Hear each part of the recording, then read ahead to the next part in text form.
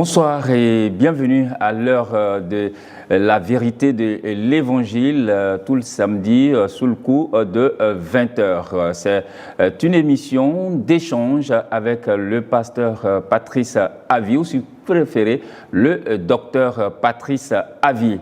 Avec le docteur Patrice Avi, leader de l'église évangélique Grâce sur Grâce, on va faire le tour d'un certain nombre de questions. Vous vous souvenez très certainement de cette émission, interview qu'il a accordée à notre consoeur Yvi Dero, une émission qui a fait couler beaucoup d'encre et de salive. Homme de Dieu, shalom. Grâce et paix. Très bien. Alors, en tout cas, moi, quand j'ai suivi cette émission, j'étais en compagnie d'un certain nombre d'amis, parmi lesquels des pasteurs, qui ont été véritablement choqués par certains de vos propos. Wow.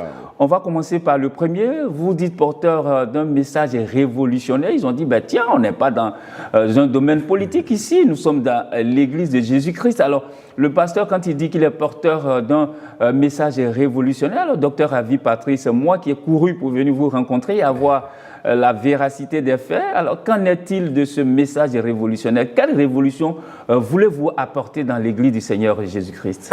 Je rends grâce à Dieu, mon Créateur, pour son amour, sa bonté et sa fidélité. Ça pouvait même être une autre personne. Mais si cette vidéo a créé beaucoup de salive, au point où ils vous ont même mandaté, cela veut dire que le son de l'évangile a frappé à la porte de certaines personnes. Donc je rends grâce au Seigneur pour son amour, sa bonté et sa fidélité. Alors, lorsque nous sommes en train de parler de la révolution n'est pas la mienne, c'est celle de la croix. La véritable révolution consiste à ramener l'Église d'une religion basée sur les efforts, d'une religion basée sur notre performance, vers la réalité de la grâce. C'est ça la véritable révolution. Pas la mienne, mais la révolution de la croix. Il faut comprendre que nous avons basculé. Nous sommes quittés dans l'ancienne alliance et nous sommes venus dans la nouvelle alliance.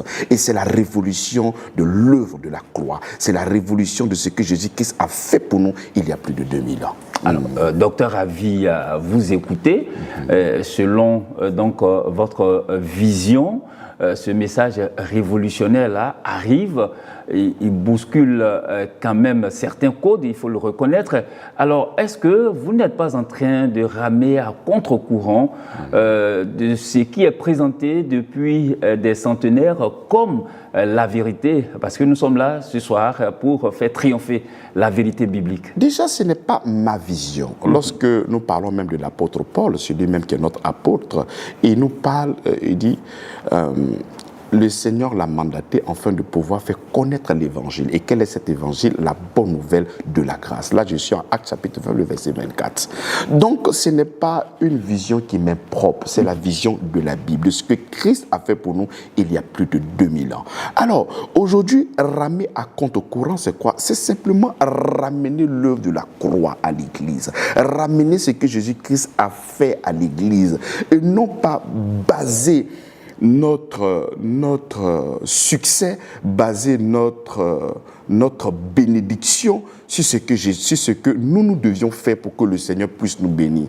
Dans la Bible, Jean chapitre 19, le verset 30, il a dit que tout est accompli.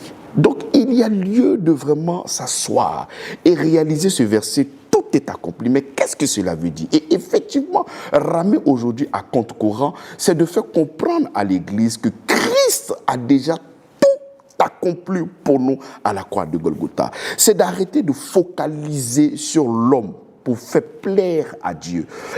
Arrêtez de mettre l'homme au centre. Voici ce que l'homme doit faire. Et quand l'homme va faire cela, il pourra être béni. Quand l'homme va faire certaines choses, c'est en ce moment qu'il pourra mériter l'amour de Dieu. Non. À la croix, Christ a dit, tout est accompli. Le voile est déchiré. Entre Dieu et nous, il n'y a plus d'animosité. Il y a la paix, il y a la tranquillité. La Bible dit, Dieu étant en Christ, réconciliant le monde avec lui-même en n'imputant point aux hommes leurs offenses. Il nous a donné le ministère de quoi? De la réconciliation. Pas le ministère de la condamnation. Donc nous sommes là pour rappeler à l'Église que tout est accompli. Très bien. Alors, homme de Dieu, la plupart des enseignements dans nos communautés disent, par exemple, que le pasteur, le prophète, l'apôtre sont l'intermédiaire entre les fidèles et Jésus-Christ. Alors, homme de Dieu, quand vous dites le contraire ce soir, les gens sont un tout petit peu choqués, ils se disent, ben, tiens, quel est le rôle donc de mon pasteur, quel est le rôle de mon prophète? Là, je suis en Éphésiens chapitre 4, le verset 11. Le docteur, le pasteur, le prophète, l'évangéliste, l'apôtre, mais vient pour quoi? Mais la Bible dit, vient pour le perfectionnement, mais des saints. Nous ne jouons pas un rôle d'intermédiaire entre Dieu et le peuple. Le seul intermédiaire, c'est Christ. Non, l'homme de Dieu ne peut pas se mettre ici comme un intermédiaire. Parce que là, ce n'est pas ramer à compte courant de ma parole. C'est être en conflit avec la Bible. Il n'y a aucun homme de Dieu qui pourra se mettre ici comme un intermédiaire. Il n'y a pas d'intermédiaire entre Dieu. Dieu nous veut en relation. Et la relation qui existe entre Dieu et nous se fait par Christ. Non, les hommes de Dieu ne font que relayer, apporter l'évangile, annoncer la vérité de l'évangile, de ce que Jésus-Christ a fait il y a plus de 2000 ans. C'est tout.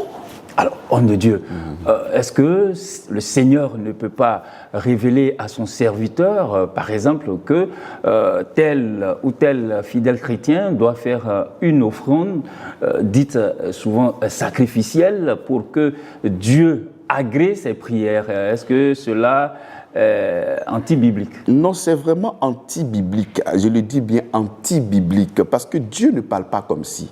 Il ne parle pas comme ça. Lorsque nous sommes là dans le livre d'Hébreux, la Bible déclare que Dieu autrefois a parlé de plusieurs manières et de plusieurs reprises à notre Père par les prophètes. Mais dans les derniers temps, il nous a parlé au travers de son Fils. Donc Dieu ne peut pas te mandater, aller dire à quelqu'un, voici des offrandes que tu dois faire pour que Dieu puisse te bénir. C'est pas vrai. Donc tout ça est faux. C'est faux. Et c'est insulter et vous le dites sans sourciller, homme de Dieu. C'est insulter l'œuvre de la croix, c'est bafouer l'œuvre de la croix. Mais qu'adviendra-t-il de celui qui va venir fouler aux pieds la grâce de Dieu? Mais regarde ce que Galates chapitre 2, le verset 21 nous dit. Il dit, si la justice s'obtient par la loi, mais Christ est donc mort en vain. Mais c'est grave. Jésus même dit, tu n'as voulu ni sacrifice, ni holocauste. Voilà pourquoi tu m'as formé un corps pour faire au Père ta volonté. Donc la volonté de Dieu, c'est que Christ vienne mourir à la croix comme l'offrande. C'est lui l'agneau immolé. Et tu me demandes de me détourner de l'offrande par excellence pour venir offrir quoi à Dieu? Quel argent? Non, c'est bafouer, c'est insulter, c'est tout. C'est des mots les plus compliqués, mais pas ça. Non. Très bien. Non, c'est difficile de l'accepter. Et nous devons dire non. La Bible déclare que si la justice s'obtient par la loi, Christ est mort en vain. Christ est mort en vain. Donc si moi on me demande de venir faire une offrande pour que Dieu puisse me bénir, mais est l'offrande de Christ? L'offrande de Christ me sert à quoi? Ça me sert à quoi? Enfin, je crois que toutes ces personnes qui rament dans cette manière de parler n'ont pas encore véritablement connu Jésus-Christ. Parce que si tu le connais véritablement, tu sauras quel est le rôle qu'il est venu jouer sur la terre. Il est le sacrifice par excellence. Très bien. Alors, homme de Dieu, est-ce que vous-même, docteur Avi Patrice, vous croyez à la manifestation du Saint-Esprit? D'abord, je crois au Saint-Esprit et je crois en sa manifestation. Mais la manifestation du Saint-Esprit, quel est le rôle du Saint-Esprit? Quel est le rôle? Avant d'arriver même dans la manifestation, nous pouvons même prendre la Bible. Nous sommes là. Allez-y. En Jean chapitre 16. J'ai encore beaucoup de choses à vous dire, mais vous ne pouvez pas les porter maintenant. Quand le consolateur sera venu, l'esprit de vérité, il vous conduira dans toute la vérité. Donc, quelle est la vérité qui se dégage déjà de ce texte? Quand le consolateur, le Saint-Esprit viendra, il viendra pourquoi? Pour nous conduire dans toute la vérité. Lorsque Jésus-Christ était là, il y a certaines vérités qu'il ne pouvait pas donner parce que ça ne répondait à aucune corde de l'intelligence. Tu vois, la nouvelle naissance n'était pas encore disponible parce que la nouvelle naissance avait pour fondement sa mort, son ensevelissement et sa résurrection. Donc, il fallait bien qu'après son départ, lorsque l'homme serait né de nouveau, que le Saint-Esprit vienne nous conduire dans quoi? Mais dans toute la vérité. Donc quand le Saint-Esprit vient faire quoi? Pour nous conduire dans toute la vérité. Donc le Saint-Esprit ne portera pas un autre message. Quand tu continues, car il ne parlera pas de lui-même. Le Saint-Esprit ne viendra pas donner un autre message. virgule, mais il dira tout ce qu'il aura entendu et vous annoncera les choses à venir. Il vous annoncera les quoi? Les choses à venir. Mais quelles sont ces choses à venir? Parce que il fallait bien expliquer la mort, l'ensevelissement et la résurrection de notre Seigneur Jésus-Christ. Quels sont les avantages liés à tout ce que Christ a fait pour nous à la croix de Golgotha? Parce que jusqu'à ce que Christ soit là, tout ça c'était un mystère pour nous. Donc c'est le Saint-Esprit qui viendra maintenant révéler les réalités et les évidences de l'œuvre de la croix. En Christ, nous avions été adoptés. En Christ, nous sommes saints. En Christ, nous sommes justifiés. En Christ, nous sommes rédemptés. Nous avons la rédemption. Nous avons la rémission des péchés. Donc, le Saint-Esprit vient nous annoncer les réalités qui nous attendent en Christ. Voici la vérité de l'Évangile. Voici le rôle du Saint-Esprit. Il viendra glorifier Jésus. Il ne viendra que mettre la lumière sur le Christ. Il viendra pour conduire l'être humain dans toute la vérité. J'aime bien comme Paul le présente dans 1 Corinthiens chapitre 2, le verset 12. J'aime bien comment est-ce qu'il le présente. Il dit quoi? 1 Corinthiens chapitre 2, verset 12. 1 Corinthiens chapitre 2, le verset 12. Oh, nous n'avons pas reçu l'esprit du monde, mais l'esprit qui vient de Dieu, en fait que nous connaissions les choses que Dieu nous a données par sa grâce. Donc quand le Saint-Esprit vient, il vient pour nous révéler ce que Christ nous a donné par sa grâce. Donc le Saint-Esprit, c'est un révélateur, l'esprit de vérité. Il vient nous révéler tout ce qu'il nous a déjà donné. Mais le Saint-Esprit que nous voyons, c'était cet esprit qui vient exposer le manque. Il vient exposer des carences. Il vient exposer que voici des gens qui veulent te tuer. Alors que ce que nous comprenons ici, il vient nous donner ce que Christ, il vient nous révéler ce que Christ nous a déjà donné. Qu'est-ce que Christ m'a déjà donné? La protection, la guérison. Toute âme forgée contre nous est nulle et sans effet. Donc voici des paroles que le Saint-Esprit vient nous faire comprendre pour que nous soyons enracinés et fondés dans sa parole. Mais le Saint-Esprit que nous voyons ici, c'est cet esprit qui a des carences. Il vient montrer des problèmes que tu as dans ta vie. Mais attends, nous savons très bien que l'homme en dehors de Christ a des problèmes. Donc venir dire à quelqu'un qui n'est pas en Christ que tu as des problèmes, mais c'est peine gris sur gris. Pour que nous puissions être en paix, il faut se trouver en Christ. Donc voici, je crois fortement au Saint-Esprit. C'est le Saint-Esprit qui me rend capable de pouvoir annoncer cette parole. Mais c'est la manifestation du Saint-Esprit qui est étrange. Parce que le Saint-Esprit ne vient pas pour nous faire tomber en transe. Le Saint-Esprit, ce n'est pas le spectacle. Le Saint-Esprit, ce n'est pas tout ce que nous voyons. Le Saint-Esprit vient pour que nous puissions être des hommes bons. Autrefois, de cœur de pierre, maintenant nous avons le cœur de chair. Alors, serviteur de Dieu, docteur Patrice Avi, une autre déclaration qui a fait bondir plus d'un de son siège, c'est que vous avez affirmé que les manifestations du Saint-Esprit que l'on voit ici et là dans nos communautés sont carrément des mises en scène. C'était fort, docteur. Vous devez savoir, la Bible dit dans le livre de Matthieu, chapitre 24, le verset 24, il aura de grands signes, de grands miracles. Déjà, le miracle, c'est quelque chose qui est déjà extraordinaire, mais une chose étonnante. Mais on met un superlatif derrière, un grand miracle. Donc, ça veut dire que c'est déjà impressionnant, tu vois. Et là, quand Matthieu, chapitre 24, le verset 24 parle ainsi, ce n'est pas des enfants de Dieu, c'est des faux Christ. Donc, nous ne pouvons pas regarder à ces choses-là pour déclarer que celui-là est un enfant de Dieu.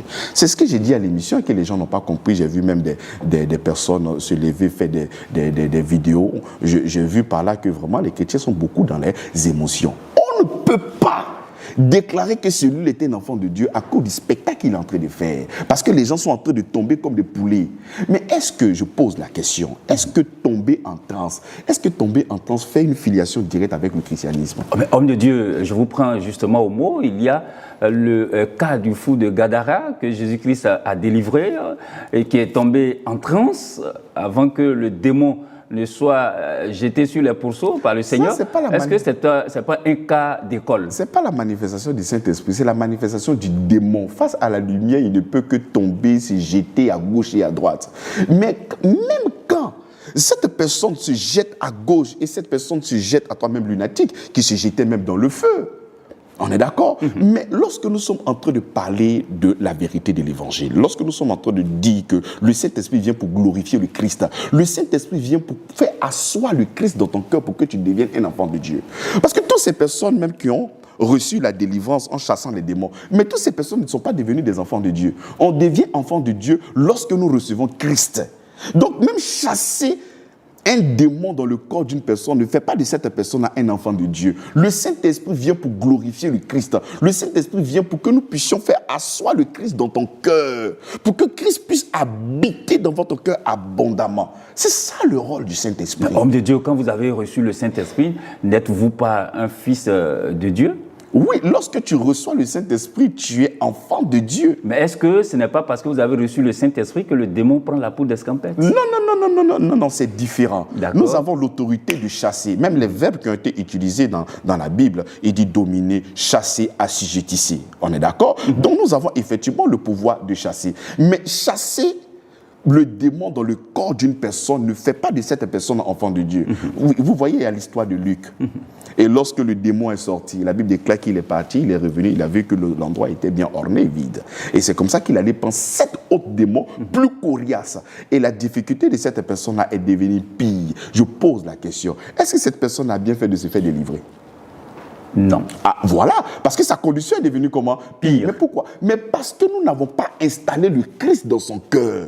Et tout ce que vous voyez, des gens qui tombent lundi, après ils tombent mardi, ils tombent mercredi, mais tomber, c'est pas ça la délivrance. La délivrance, ce n'est pas faire tomber des gens. La délivrance, ce n'est pas faire faucher des gens. La délivrance, ce n'est pas ça. La délivrance, c'est installer Christ dans le cœur d'une personne. C'est ça la véritable délivrance. C'est ça la véritable délivrance. Sinon, vous voyez, il y a des gens qui tombent en série, lundi, ils tombent, mardi, ils tombent, mercredi, ils tombent, ils ne font pas exprès. Avec des mouchoirs, Tout ça, qui soufflent dans le micro. Ce sont des histoires. Ce sont des histoires. Lors de la Pentecôte, 3000 personnes converties, il y avait quel mouchoir pour pouvoir délivrer des gens? C'était le Saint-Esprit voulait d'arriver. Il a de multiples manifestations de Dieu. Exactement. Mais lorsque nous regardons même dans la Bible, lorsque nous voyons la manifestation du Saint-Esprit, lorsque le Saint-Esprit est venu, la Bible déclare qu'ils étaient en train de dire des choses merveilleuses à Dieu. Donc quand le Saint-Esprit vient, le Saint-Esprit donne la capacité de pouvoir proclamer, déclarer, manifester, louer Dieu. Voici une preuve du Saint-Esprit. Lors de la Pentecôte, lors de la Pentecôte, où l'apôtre Pierre est tenté d'annoncer l'évangile, la Bible déclare qu'ils avaient le cœur vivement mais touché. Voici encore la manifestation du Saint-Esprit. Parce que c'est lui qui vient t'apporter la lumière, convaincre ton cœur. Vas-y dans la maison de Corneille. Qu'est-ce qui s'est passé? Lorsque l'apôtre Pierre était en train d'annoncer l'évangile, le Saint-Esprit est tombé. Qu'est-ce qu'ils ont fait? Ils étaient en train de célébrer Dieu. Donc lorsque nous voyons la manifestation du Saint-Esprit dans la Bible et la manifestation dans cette génération, mais c'est comme un film d'horreur. Il y a des choses souvent qui nous étonnent, ça nous surprend. Voilà pourquoi j'ai dit non, nous n'allons pas regarder à cela. Nous allons regarder à la prédication. Nous allons regarder à ce que nous véhiculons. Parce que c'est lui qui aime le Seigneur demeure dans sa parole. Mais regardez, le Seigneur savait très bien, nous. La Bible déclare que l'homme juge à l'apparence, mais Dieu sonde les cœurs et les reins. Moi, en tant que docteur à vie, comment reconnaître que celui-là est un enfant de Dieu? Il dit lorsqu'il sera en train de s'aimer les uns les autres. Mais pourquoi le Seigneur ne dit pas, mais lorsqu'il sera en train de chasser les démons, lorsqu'il sera en train de faire ci? Non. Parce que le diable aussi, la Bible déclare que c'est un ange de lumière, c'était un imitateur. Mais homme de Dieu, il a parlé d'amour parce que c'est le plus grand commandement. Oui, bien sûr, c'est la manifestation de ce grand Dieu qui vit en toi. Parce que Romains chapitre 5, le verset 5, il dit l'espérance de ton point, car le Saint-Esprit est répandu dans notre cœur. Donc on ne pourra reconnaître qu'un enfant de Dieu lorsqu'il sera en train de manifester un amour vrai. C'est ça la présence du Saint-Esprit en nous. Galates chapitre 5, les fruits de l'Esprit sont manifestes. C'est la bénignité, c'est l'amour, c'est la tempérance. C'est toutes ces choses-là. Donc voici une personne qui fait tomber les autres, mais il n'a pas l'amour dans son cœur. Voici quelqu'un qui fait tomber les gens, mais il n'a pas la tempérance. Voici quelqu'un qui fait tomber les gens, mais qui n'a pas la manifestation du fruit de l'esprit. Mais je ne crois pas. Moi, je crois ce que la Bible dit. Aucune personne ne peut m'impressionner. Non. Aucune personne. C'est la Bible qui est le fondement de ce que je crois. Très bien. Alors, docteur Ravi Patrice, autre chose que vous avez dite et qui a véritablement bousculé les codes, alors, vous dites qu'aucun homme de Dieu ne délivre. Oui. Wow, c'était fort, non, docteur. On voit ici dans nos églises beaucoup de pasteurs investis donc du pouvoir de la délivrance, en train de délivrer des âmes. Et puis, on voit véritablement, il y en a qui vomissent sous l'effort que fait ce pasteur par la grâce du Saint-Esprit, vous dites qu'il ne délivre pas. Non, soyons clairs. Même si le mandat a été donné, mais il faudrait savoir et avoir l'assurance dans notre tête que ce n'est pas Christ que nous faisons ce travail-là. L'homme ne peut pas prendre la première place. L'homme n'est pas le centre. Le centre, c'est Christ. Nous sommes là pour véhiculer. Nous sommes là. Regardez ce que le Seigneur dit. Déjà, je suis en Luc chapitre 4, le verset 18. Il dit, le Saint-Esprit est sur moi. Il m'a oint. Pourquoi? Pour annoncer. Donc, lorsque nous sommes oints, lorsque nous sommes remplis du Saint-Esprit, c'est pour faire quoi? Il dit c'est pour annoncer. C'est pour faire tomber les gens? Non, pour annoncer. Et c'est pour que les gens tombent en transe? Non, il dit pour annoncer. Et annoncer quoi? La bonne nouvelle. Mais nous sommes là chargés d'une bonne nouvelle. Et quelle est cette bonne nouvelle? C'est ce que Jésus-Christ a fait pour nous à la croix de Golgotha. Mais homme de Dieu, est-ce que ce n'est pas la conséquence de la bonne nouvelle qui produit les trans? Non, la conséquence de la bonne nouvelle, c'est que nous sommes réconciliés avec Dieu par Christ. Très bien. Voilà, nous sommes réconciliés avec Dieu par Christ. Parce que la Bible dit, il m'a oint afin de pouvoir annoncer la bonne nouvelle.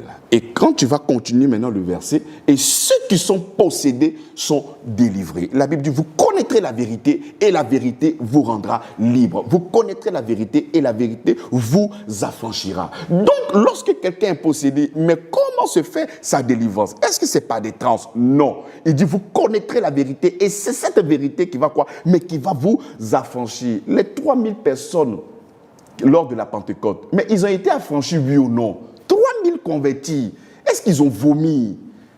Et vous voyez, comme je disais lors de l'émission, j'ai dit nous avons des arrière-grands-pères, des grands féticheurs. Donc quand nous ne voyons pas ces gens de manifestations, on se dit que Dieu n'est pas là. Mais quand tu vois quelqu'un en train de vomir, tu te dis, sûrement Dieu est là. Mais ce n'est pas vrai. Non, on ne peut pas baser, comme on appelle, la puissance du Saint-Esprit lorsque nous voyons une personne qui est en train de vomir, lorsqu'une personne qui est en train de tomber en transe. C'est comme ça même tu vas voir certains serviteurs, quand ils viennent prier pour toi, forcément ils doivent te faire tomber. Ils vont incliner ta tête pour que tu puisses tomber forcément. Mais non, le Seigneur nous a envoyés pour faire connaître son amour. Et lorsque la bonne nouvelle sera prêchée, celui qui est possédé reçoit la délivrance. Celui qui est malade reçoit la guérison. Celui qui est oppressé reçoit la délivrance. C'est à cela que le Seigneur nous a appelés. Luc chapitre 4, le verset 18. On peut lire ensemble, vous allez voir. Luc 4, chapitre 18. Luc chapitre 4, verset 18. Oui, Luc chapitre 4, verset 18. Que nous dit Luc il dit, l'Esprit du Seigneur est sur moi parce qu'il m'a oint pour annoncer une bonne nouvelle. Il m'a oint. Moi, docteur Avi, il m'a oint. Pourquoi? Pour annoncer la bonne nouvelle. C'est ce qu'il est en train de faire. Il m'a envoyé pour guérir ceux qui ont le cœur brisé. Je le guéris à partir de quoi? Je le guéris à partir de la bonne nouvelle. Pour proclamer aux captifs la délivrance. Donc tu vois que la délivrance se proclame. Il dit pour proclamer, non pas pour faire tomber, non pas pour faucher les gens, mais pour proclamer. Non, nous sommes là pour proclamer ce que Jésus-Christ a fait il y a plus de 2000 ans. Mais quand tu viens proclamer que tu ne vois pas des chaises qui sont en train de se casser, on dit non qu'il n'y a pas le Saint-Esprit. Mais non, le véritable Saint-Esprit, c'est proclamer la croix, mais proclamer aux captifs la délivrance et aux aveugles le recouvrement de la vue. Pour renvoyer libre les opprimés, pour publier une année de grâce du Seigneur. Pourquoi? Pour publier une année de grâce. Pour publier. On publie comment? Mais en annonçant, non pas en faisant tomber les gens. C'est ce que je dis. Non. Restons et demeurons dans la parole de notre Seigneur Jésus-Christ. Très bien. Alors, homme de Dieu, quand on regarde ces mises en scène, là où je suis d'accord avec vous, c'est que très souvent, ces personnes qui tombent, soit c'est la plupart du temps les personnes sans grandes ressources de l'Église. On ne voit pas ce qu'on appelle, entre guillemets, les personnes cossues tomber. Là où je suis d'accord avec vous. Vraiment? Mais là où je ne suis pas d'accord avec vous, homme de Dieu, vous dites que ces serviteurs de Dieu-là ont touché au feu étranger pour venir faire ces mises en scène. Est-ce que le feu étranger trie des personnes qui doivent tomber? Non, je n'ai pas encadré tout le monde dans cette tour d'ivoire en disant que tout le monde fait ça. J'ai dit qu'il y a des miracles cautionnés. J'ai dit qu'il y a des gens même qui sont allés très loin jusqu'à aller prendre des feux étrangers. On est d'accord? Mais en réalité, tout ça, c'est pour convaincre celui qui est riche de donner. Donc, on ne va pas faire tomber celui qui est riche. On va faire tomber celui qui est pauvre. Et quand celui qui est pauvre tombe, c'est là qu'il voit que vraiment l'homme de Dieu est puissant. Et puis, on vient donner l'argent. Voilà. Maintenant, vous-même, vous avez dit quelque chose qui est tellement bien, monsieur le journaliste. Mais pourquoi les hommes riches ne tombent pas? En fait, c'est ça. Violente question. Le Saint-Esprit. Je vous la retourne. Mais voilà, moi, je ne m'inscris pas dans cette manifestation. Moi, je m'inscris dans la vérité, dans la proclamation de l'évangile. Mais lorsque vous arrivez dans les églises, la majorité des personnes qui tombent et qui vomissent, ce sont des personnes qui n'ont pas les moyens. Mais les patrons, les dieux qui ont les moyens, mais ils ne vomissent pas, ils ne tombent pas comme ça. C'est ça, j'arrive pas. Vous, je sais que vous êtes journaliste, mais vous êtes un enfant de Dieu, vous êtes un fervent chrétien. Mais dites-moi, lorsque vous avez accepté le Seigneur Jésus, vous avez vomi? Non. Ah, voilà. Je ne suis pas tombé, la j'ai pas majorité vomi. des personnes même qui m'ont appelé, mais pasteur, tu ne crois pas à la manifestation de cet esprit? Il dit, mais bien sûr que je crois à la manifestation de cet esprit. Et tous ceux qui m'ont appelé, je leur ai posé la question. Toi, quand tu as reçu le Saint-Esprit, tu es tombé en transe, il dit non. Il dit, mais alors, arrêtez de prêcher vos expériences. Prêchons la parole de Christ. Tout à fait. Voilà. Et puis, j'ai parlé beaucoup d'émotions. Lorsque une mère, tu informes à une mère que son enfant vient d'avoir le bac, mais elle commence à pleurer, qu'est-ce qui fait qu'elle pleure? C'est l'émotion. Mais bien sûr, elle peut même tomber, prendre la poudre, mettre sur elle. Qu'est-ce qui fait qu'elle tombe? Qu'est-ce qui fait qu'elle fait toutes ces choses-là? C'est l'émotion. Tu peux être là comme ça. Une forte émotion. Une forte émotion. On peut t'informer, on peut te dire que tu as perdu un parent qui te coûte cher. Mais tu perds tes moyens. Tu tombes et tu commences à pleurer. Mais qu'est-ce qui fait que tu pleures, que tu tombes? Est-ce que c'est le Saint-Esprit? Non, ce sont des émotions. Moi, ça m'est arrivé. Tu peux être en train de donner une parole puissante. Quelqu'un est en train de pleurer dans la salle. La personne est vivement touchée. La personne peut être, tu peux même toucher, la prédication peut toucher dans le plus profond, dans le sous-sol du cœur d'une personne, au point où la personne va se rappeler de quelque chose qui était enfoui depuis très longtemps. Et la personne va crier, « Oh Seigneur !» Mais c'est une forte émotion de la grâce qui est en train de pénétrer. On est d'accord? C'est ce que je suis en train de dire. Mais ce que vous voyez à gauche et à droite là, ce sont des marketing pour appeler les gens. Et je demeure ferme dans cette parole. Montrez-moi toujours, ceux qui veulent peut-être ramer à contre-courant de ce que je dis, prenez la Bible et dites, voici ça. La Bible qui est la parole vivante du Exactement, je ne suis pas plus intelligent. Ces personnes qui sont en train de me recevoir présentement sur les canaux, vous n'êtes pas aussi plus intelligent que moi. Mais notre guide, c'est quoi? La Bible. C'est la Bible. C'est la boussole. C'est la Bible que nous devons interroger. Quelles sont les manifestations du Saint-Esprit? En nous, il est là pour nous donner l'amour, la paix, la tranquillité. Je puis tout par celui qui me fortifie à partir de l'intérieur. Et maintenant, lorsque le Saint-Esprit est sur moi par rapport aux autres, c'est pour annoncer l'évangile. Il dit, vous êtes purs à cause de ce que vous avez entendu. Donc si une parole a la capacité, moi, de me purifier, qu'est-ce que cette parole ne fera pas? Puisque ce n'est pas elle-même que tu as été créée. La parole peut tout faire. Le reste, je dis toujours que ce sont des mises en scène. Alors, docteur Avi, là, je prends toutes mes précautions, je m'assois bien dans mon fauteuil pour vous poser cette question. Vous avez affirmé que ceux qui mettent le feu sont les collaborateurs de Satan.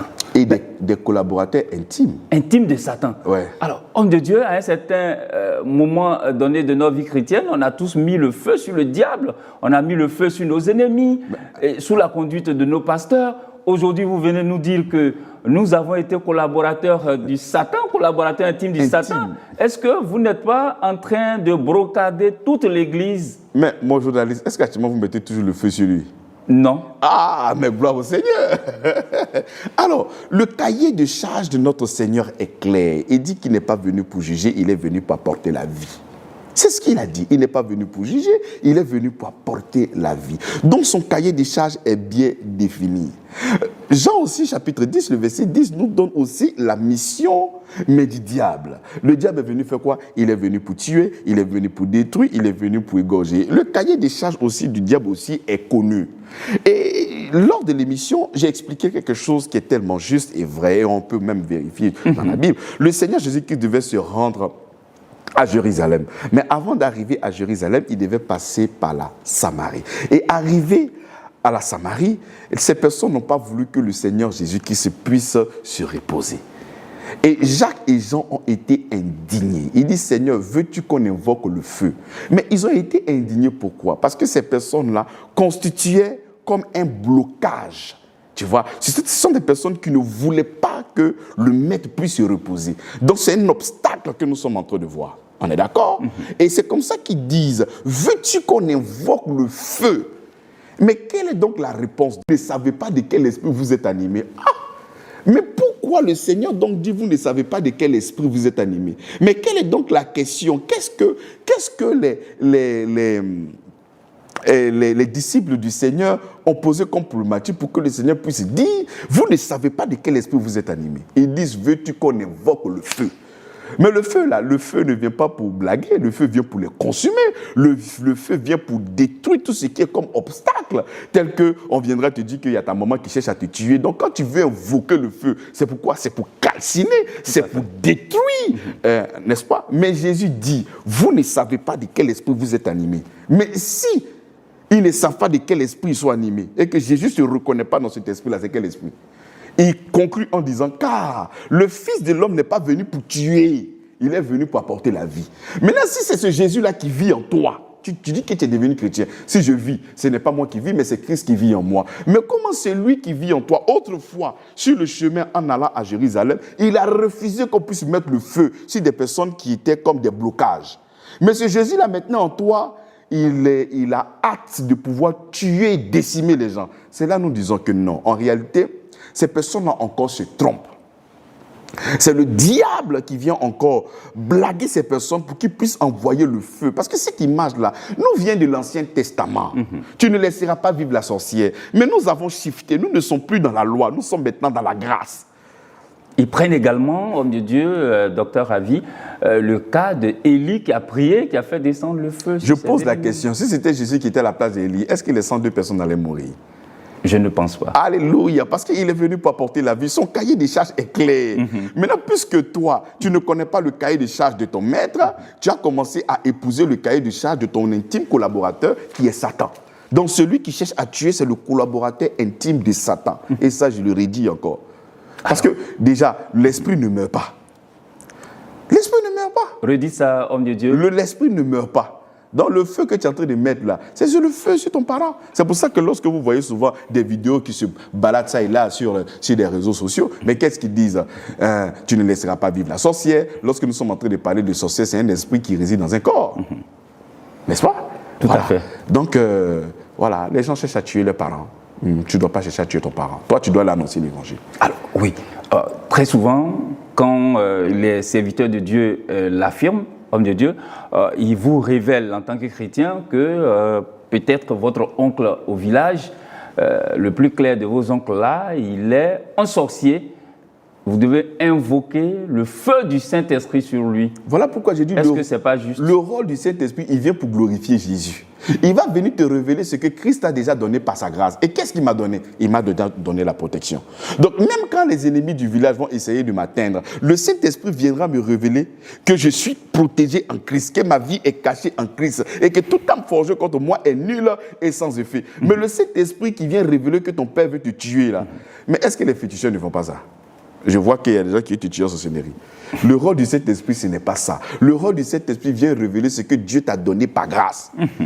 Et moi, si présentement quelqu'un cherche à me faire du mal, le Saint-Esprit viendra me dire que toute âme forgée contre toi est nulle et sans effet. Et c'est comme ça que je suis encouragé, je suis plongé, je suis fortifié, mais dans sa parole.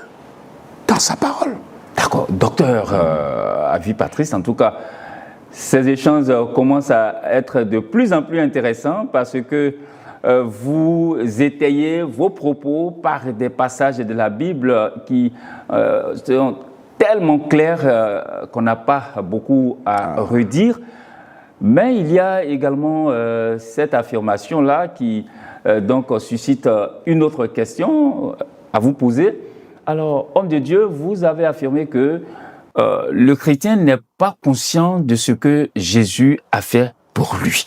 Ouais. Que le chrétien ne doit plus se considérer comme pécheur. C'est-à-dire que dans la vie, nous sommes de pauvres pécheurs. Oh non, non, non. Homme de Dieu, tant que nous avons la nature adamique, jusqu'au retour du Seigneur, nous sommes des pécheurs, mais des pécheurs qui vont se repentir. Si nous ne sommes plus pécheurs, quelle est la place de la repentance dans notre marche avec le Seigneur, docteur Avi Patrice? Instruisez-nous ce soir. Oh là là. Lorsque nous prenons d'abord Romains chapitre 3, à partir du verset 9, il dit, « Quoi donc? Sommes-nous plus excellents nullement? Car nous avons prouvé que tous, juifs et grecs, sont sous l'empire du péché. Selon qu'il est écrit, il n'y a point de juste, même pas un seul juste. Nul est intelligent, nul ne cherche Dieu, tous sont égarés, tous sont pervertis. Mais ça, c'est à la veille de l'annonce de la bonne nouvelle. En fait, c'est l'apôtre Paul. Quand les gens disent que nous sommes tous des pécheurs, mais en réalité, c'est parce qu'ils ne comprennent pas ce que Jésus-Christ a fait pour eux. Et ces personnes ne sont pas des chrétiens. Hein. Ce sont des personnes, ce sont des sympathisantes. Elles n'ont pas encore accepté Jésus-Christ. Parce que accepter Jésus-Christ, c'est connaître les réalités de ce qui se passe en Christ. L'apôtre Paul, là, nous sommes en Romains chapitre 3. Il va déjà planter un décor en montrant que les Juifs et les Grecs sont sous l'empire du péché. Mais ça, c'était avant de pouvoir annoncer la bonne nouvelle. Parce que nous sommes en Romains chapitre 3. Là, je suis à partir du verset 9 à 10. Mais lorsque nous allons continuer, il va maintenant nous faire comprendre qu'en réalité, qu'en Christ, nous ne sommes plus comme autrefois. Par exemple, lorsque vous prenez Romains chapitre 3, à partir du verset 23 à 24, il dit « Car tous ont péché et sont privés de la gloire de Dieu. » Tout à fait. Vous allez voir souvent des personnes s'arrêter là, mais il y a un point virgule, il faut continuer.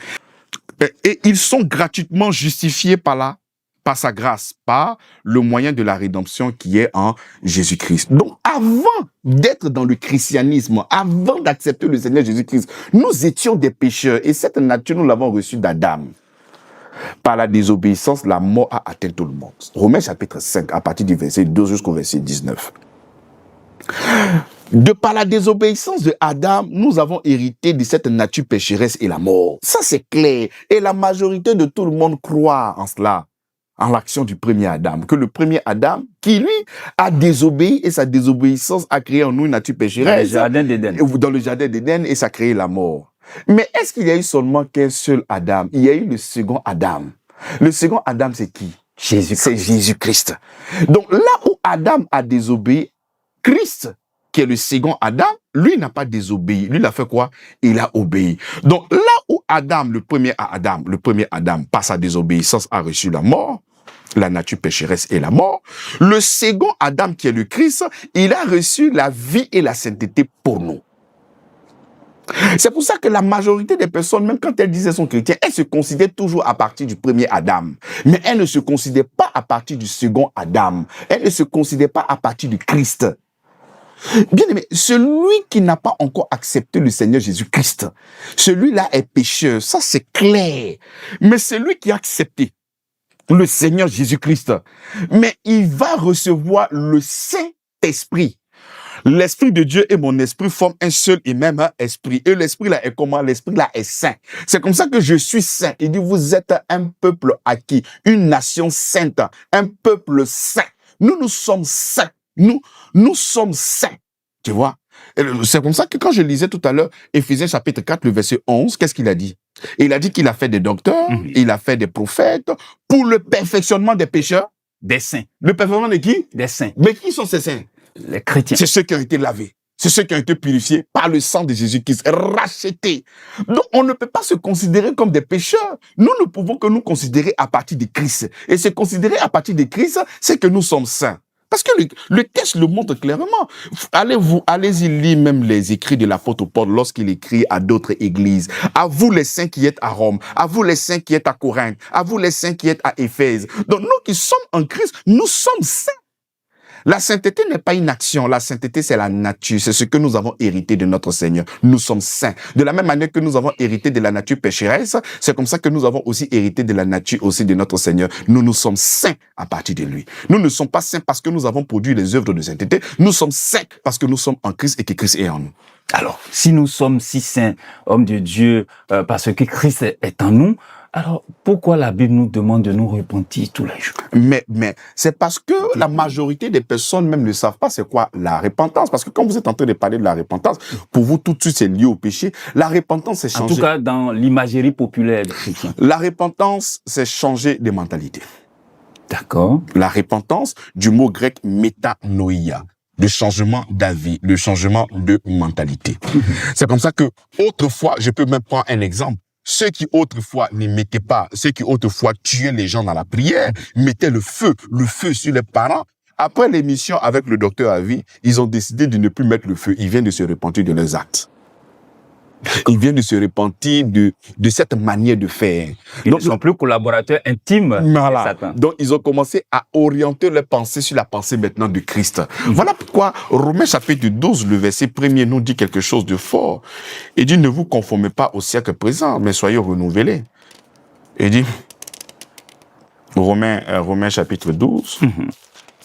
Romains chapitre 12, lequel des versets, s'il vous plaît? Voilà, Romains chapitre 12, à partir du verset 2. Ne vous conformez pas au siècle présent, mais soyez transformés par le renouvellement de l'intelligence, afin que vous discerniez quelle est la volonté de Dieu, ce qui est bon, agréable et parfait. Donc, lorsque nous nous laissons transformer par le renouvellement de l'intelligence. Le renouvellement de l'intelligence va commencer à te faire comprendre que tu es devenu une personne sainte. Vous voyez un peu le diable, comment est-ce qu'il est très organisé afin de pouvoir perdre beaucoup de personnes. Il va te convaincre que tu es un pécheur, que tu ne peux que pécher. Alors que c'est faux. Voilà pourquoi vous allez voir certains chrétiens qui s'appellent ça péché mignon. Ça, c'est mon péché mignon. Tout comme fait, je suis pécheur. Tout comme fait, je suis pécheur. Nous ne sommes pas des pécheurs, nous sommes saints. Et à force de proclamer, nous allons devenir ce que nous sommes au nom de Jésus-Christ. Il faut commencer à réaliser que tu es devenu saint en Christ. Mais si tu ne fais que proclamer que tu es pécheur, mais tu ne vas que vivre l'évidence de ce que tu confesses. Nous sommes saints. Et tel que nous sommes en train de proclamer, l'écho même aussi résonne dans l'éternité. Alors, docteur Avi Patrice, expliquez-nous alors 1 Jean chapitre 8, 1 Jean chapitre 1, verset 8 à 9, je lis la parole du Seigneur.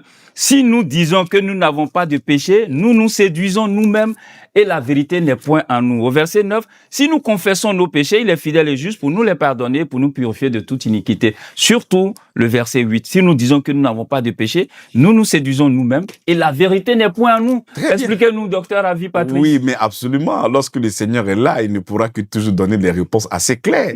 L'apôtre Jean est présentement en mode évangélisation. D'accord. Vous voyez, la majorité des apôtres, lorsqu'ils sont en train d'écrire, ils sont en train d'écrire à leur frère, à mon frère Gaius, à mon frère Timothée. Mais là, lorsque tu vas commencer même à lire 1 Jean chapitre 1, il est en mode évangélisation. Je relis. Il dit ce qui était dès le commencement.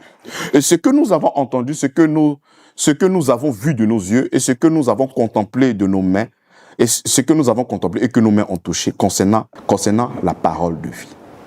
Car la vie a été manifestée et nous l'avons vue et nous lui rendons témoignage. Et nous vous annonçons la vie éternelle qui était auprès du Père et qui nous a été manifestée. Ce que nous avons vu et entendu, nous vous l'annonçons à vous aussi. Il dit, nous vous annonçons à vous aussi. Donc vous voyez que l'apôtre Jean ici est en train de communiquer ce message-là à un public qui n'a pas encore reçu Jésus-Christ. À un public de païens. Exactement. Il n'est pas en train de s'adresser aux chrétiens. Il est en train de s'adresser à des personnes qui n'ont pas encore accepté Jésus. Ça, c'est quelque chose que nous apprenons ce soir. Ah, mais exactement. Donc, lorsque tu prends mal le texte de la Bible, tu vas faire parler la Bible et tu vas faire dire à la Bible ce que la Bible n'a pas donné comme orientation. L'apôtre Jean est en train d'annoncer ici à un public qui n'est pas chrétien. Mais effectivement, un public qui n'est pas chrétien, qui dit que lui, il est saint, mais sa sainteté, là, lui est venu comment? C'était menteur. Parce que la sainteté, c'est une personne, c'est Christ. Tu n'es pas en Christ, tu n'es pas saint. Tu es en Christ, tu es saint. Tu n'es pas en Christ, tu n'es pas saint. Donc ces personnes-là, Jean est en train d'annoncer. Il commence en disant ce que nos yeux ont vu, ce que nos mains ont touché. La parole qui s'est manifestée. Quand tu vois même le prologue de Jean, Jean chapitre 1, le verset 1, au commencement était la parole était Dieu, elle est descendue, elle a pris chair, tout et tout. C'est ça qu'il est en train de retoquer en disant qu'il est venu pour vous annoncer, afin que vous soyez en communion. Parce que la communion est avec Dieu en Jésus-Christ. Je continue la lecture. Allez-y. On dit, ce que nous avons vu et entendu, nous vous l'annonçons à vous aussi, afin que vous aussi, vous soyez en communion avec nous. Donc, ces personnes ne sont pas encore en communion avec eux. Or, notre communion est avec le Père et avec son Fils Jésus-Christ. Dans cette communion-là en nous, Dieu était en Christ réconciliant le monde avec lui-même, en n'imputant point aux hommes leurs offenses. Donc, si tu n'es pas en Christ, mais tes offenses sont toujours sur toi, donc tu ne peux pas être une personne sainte. Donc, en réalité, Jean ici est en train de parler à des inconvertis. Ce sont des personnes qui pouvaient se proclamer. Tu vois, il y a un peuple qui disait que eux, ils sont saints parce qu'ils arrivent à obéir à la totalité de la loi. Ils n'ont pas besoin de la foi en Jésus-Christ pour être saints, que par rapport à ce qu'ils sont en train de faire avec les rites, les cérémonies, ils ont cette capacité d'être saints indépendamment de Christ. Il dit non. Non, c'est pas ça. La véritable communion, c'est avec le Père en Jésus-Christ. Donc, il est en train d'annoncer à ces personnes-là. Donc, celui qui n'est pas en Christ, qui proclame qu'il est saint, c'est comme si tout de suite, je croise quelqu'un, il me dit qu'il est saint, mais qu'il n'a pas accepté le Seigneur Jésus, qui j'ai dit que tu es un grand menteur. Tu ne peux pas dire ça. Ah bon? Ah, tu es un grand menteur. Mais pour celui qui dit qu'il est en Christ, qui dit qu'il n'est pas encore saint, il ne comprend pas l'évangile, il n'a pas encore compris l'évangile, il ne connaît rien de l'évangile. Rien de l'évangile. Parce que comprendre l'évangile, c'est de savoir que tu as été lavé, tu as été purifié par le sang de notre Seigneur Jésus-Christ. Alors on retient que nous ne sommes plus pécheurs. Mais nous ne sommes plus pécheurs. Nous avons basculé, nous sommes quittés dans le monde de Satan et nous sommes maintenant dans le royaume de son Fils d'amour. Le royaume de Satan, c'est la nature pécheresse. C'est la nature pécheresse. Le royaume du Fils de son amour, c'est la nature sainte. C'est ce que nous sommes devenus en Christ. Mais si nous sommes pécheurs, comment est-ce que nous déclarons que nous sommes enfants de Dieu? Celui qui est enfant de Dieu est saint. Si Dieu est saint, il va faire des enfants comment? Il va faire des enfants saints. Un être humain va avec une femme, ils font des êtres humains, est-ce qu'ils vont faire des animaux? Non. Donc Dieu qui fait des enfants, mais il ne pourra que faire des enfants qui sont saints. Il ne peut pas faire des enfants qui sont pécheurs. Non, c'est impossible. C'est parce que les gens ne comprennent pas la parole de Dieu. Très bien. Voilà. Alors, docteur Avi Patrice, la question que je vais vous poser maintenant, c'est une question relative à une déclaration que vous avez faite et qui a bouleversé et qui a failli pousser un de mes interlocuteurs à éteindre son poste. Waouh. Oui, relativement à la dîme.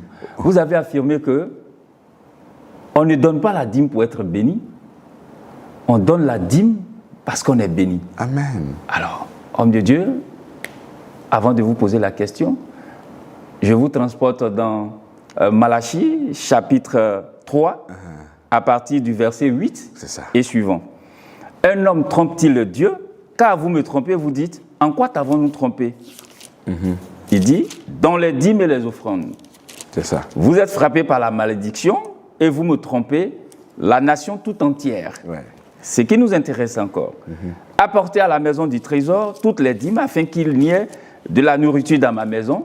Mettez-moi de la sorte à l'épreuve, dit l'Éternel des armées, et vous verrez si je n'ouvre pas pour vous les écluses des cieux, si je ne répands pas sur vous la bénédiction en abondance. yes. Oh mon Dieu, docteur Avi Patrice expliquait tout ceci. Alors, beaucoup de personnes n'ont pas l'information que la Bible que voici renferme plusieurs alliances. Mais il y a deux alliances majeures, qui est l'ancienne alliance et la nouvelle alliance. Les gens parlent, mais ils ne vont pas dans les profondeurs pour savoir que vraiment, chaque alliance avec sa charte et sa manière de fonctionner. La première alliance est une alliance bilatérale. Quand je dis une alliance bilatérale, c'est deux intervenants. Il y a l'homme qui intervient, il y a Dieu qui intervient. Si tu obéis en mettant en pratique toute la loi, mon Dieu, je te bénirai. Donc l'homme est béni à partir de quoi? L'homme est béni à partir de l'observation de la loi. S'il arrive à observer la loi, c'est en ce moment que Dieu pourra le bénir. Donc lorsque vous convoquez ici sur ce plateau Malachie, nous sommes encore dans l'ancienne alliance. Est-ce que vous savez que nous sommes encore dans l'ancienne alliance? Oui, ça c'était vrai lorsque nous étions en Malachie. Effectivement, c'était vrai. Mais maintenant, nous sommes en Christ. On n'est pas béni parce que nous avons fait. On est béni parce que nous sommes en Christ. Et ça, c'est vraiment différent. La nouvelle alliance n'est pas une alliance bilatérale, mais une alliance unilatérale.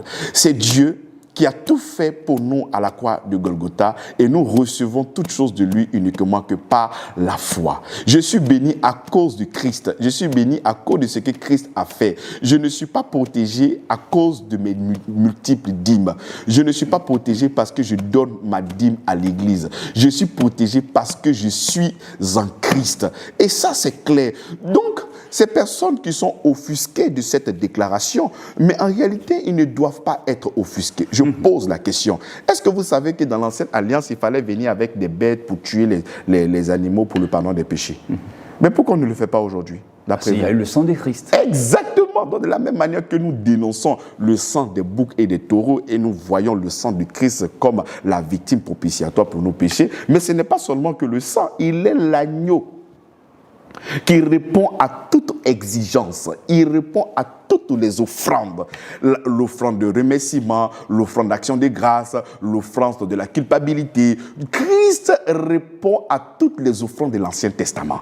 Donc si aujourd'hui, moi je suis gardé, je suis béni à partir de Christ. Et lorsque je suis en train de faire quelque chose, je le fais parce que je sais que la source de ma bénédiction, c'est Christ. Donc ce ne sont pas mes œuvres qui sont la racine de ma bénédiction. La racine de ma bénédiction, c'est ce que Jésus-Christ a fait. Et moi, comme je suis béni, je manifeste maintenant la générosité. Je manifeste maintenant de l'amour. Je peux contribuer maintenant à l'évolution, soit du temple, à payer des choses à l'église, à donner même 10%, même 20%, donner même tout ce qui viendra dans mon cœur pour notre Dieu créateur du ciel et de la terre. On n'est pas conditionné par une loi, on est conditionné par l'amour.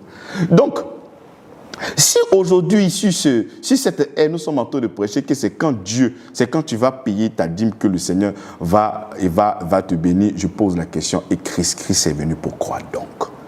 Christ est venu pour quoi donc? Et c'est ça la vérité de l'évangile. Donc, il ne faudrait pas que ces personnes soient offusquées. Tu peux continuer toujours à donner, mais ne mets pas dans ta tête que c'est parce que tu donnes que Dieu fait. Non, Dieu lui donne à partir de Christ. Dieu ne prendra jamais appui sur toi, tes œuvres pour te bénir.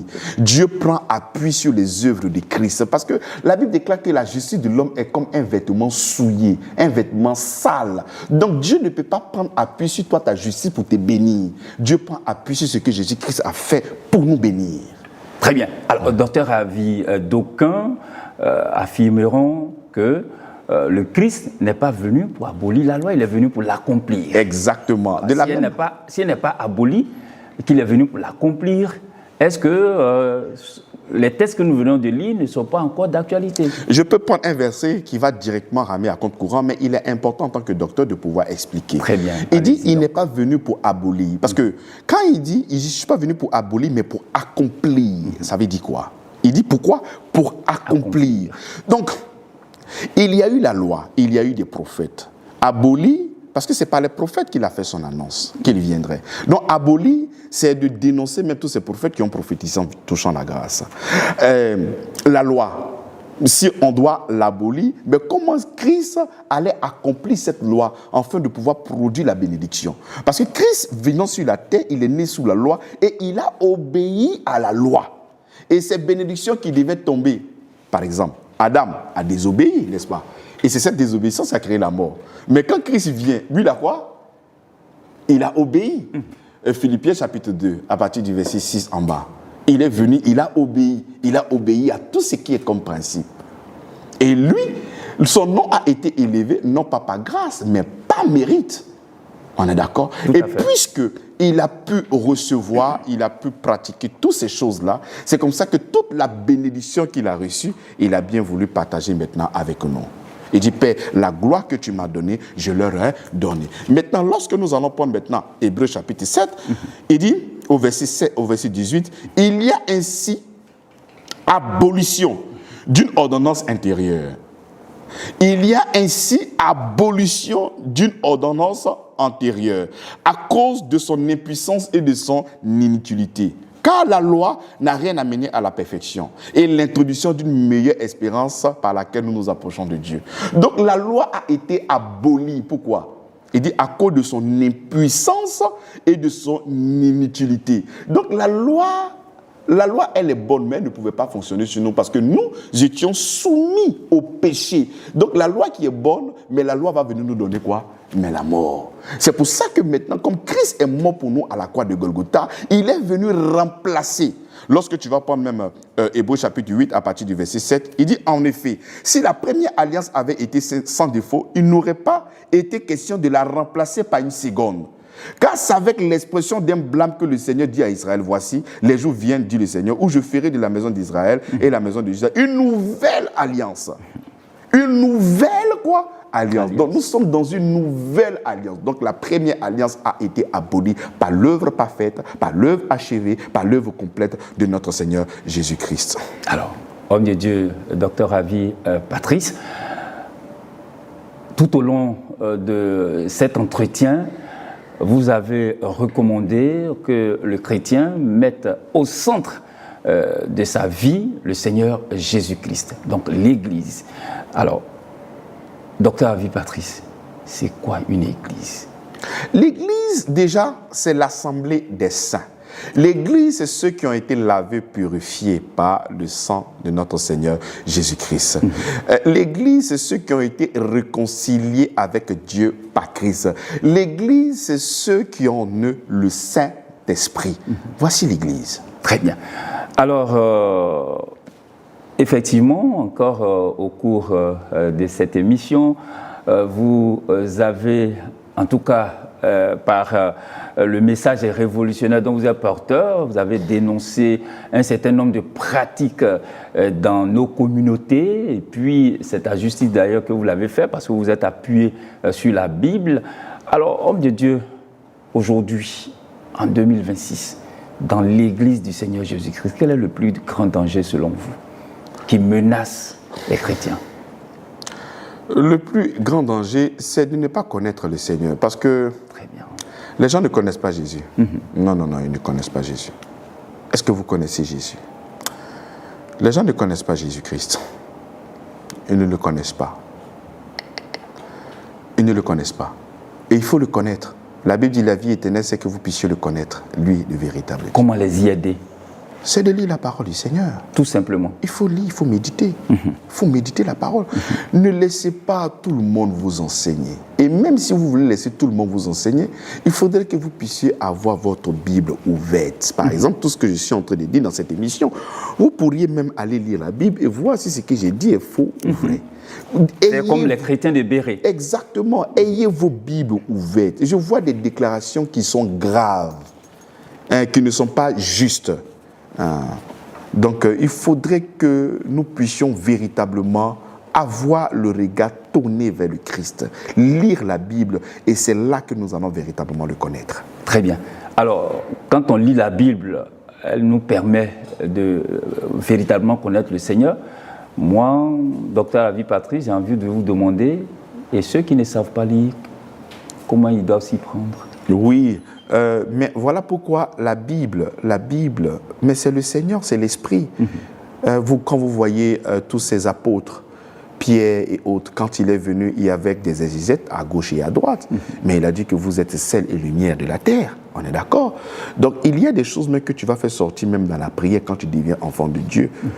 Tu vas faire sortir même de ta bouche comme si tu avais lu dans la Bible. C'est le Saint-Esprit en toi qui va agir, Et aujourd'hui, avec les médias, nous avons la possibilité d'avoir les Bibles en audio. On a tellement de moyens aujourd'hui pour pouvoir connaître ce qui se passe dans la Bible. Il est important. Il est vraiment, vraiment, vraiment important. Tu vois, aujourd'hui même, il y a des Bibles, même comme on appelle en baoulé, en djoula. Donc, même celui qui n'arrive pas à lire, on peut toujours trouver des moyens. Quand quelqu'un, il dit, je me laisse trouver par celui qui me cherche. Si tu veux véritablement connaître le Seigneur, tu vas le connaître. Tu vas le connaître, forcément. Donc, que tu saches lire ou pas, si tu veux connaître le Seigneur, tu le connaîtras. Très bien. Alors, docteur Avi Patrice, dernière étape de cette émission, on a fait le tour de plusieurs questions. Qu'auriez-vous souhaité dire au cours de cette émission, un sujet sur lequel on ne vous a pas interrogé, par exemple, en 2 minutes? Bon, je crois que, tel que vous êtes venu de par vous-même, je crois que nous aurions, par la grâce de Dieu, peut-être d'autres émissions. Comme on a peut-être dit beaucoup de choses, on va laisser ces personnes peut-être digérer et on pourra peut-être... Vraiment digérer, j'aime bien ce mot, digérer, parce que vous avez dit beaucoup de choses qui vont paraître indigestes. On pourra parler même, mais qu'est-ce que l'évangile véritablement, Mais c'est quoi même la grâce? Tout à fait. Qu'est-ce qui est autorisé, qu'est-ce qui n'est pas autorisé? On peut parler de beaucoup de sujets. Je peux même m'étaler véritablement même sur la repentance, parce que j'ai touché seulement que il y a beaucoup de sujets pour lesquels on pourra véritablement s'asseoir et édifier un grand nombre de personnes. D'accord. Alors, docteur Avi Patrice, on est pratiquement à la fin de notre entretien. Quel message d'espoir avez-vous à l'endroit des chrétiens? Il y a des chrétiens qui, aujourd'hui, par rapport à certaines pratiques dans certaines de nos communautés, ont décidé de rester à la maison pour adorer le Seigneur.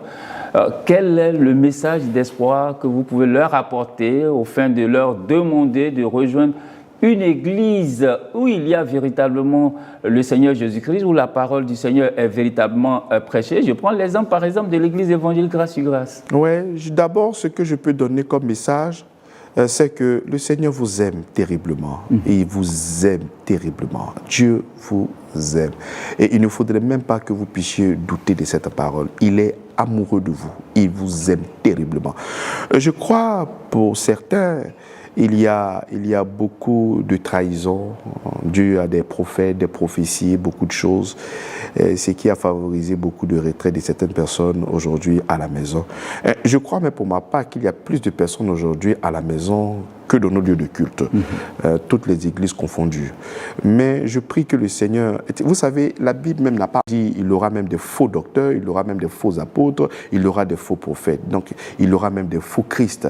Donc il y a lieu de pouvoir identifier le vrai. Assurément, vous êtes tombé sur quelqu'un qui n'était pas vrai, mais celui qui est vrai, il est fidèle à l'enseignement de notre Seigneur Jésus-Christ. Moi, je ne dis pas que je suis vrai, mais je suis fidèle à ce que la Bible dit. Très bien. Amen.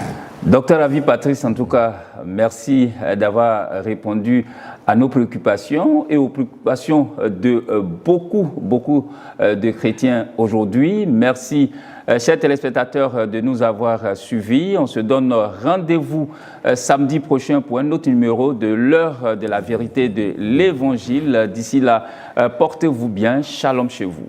Amen.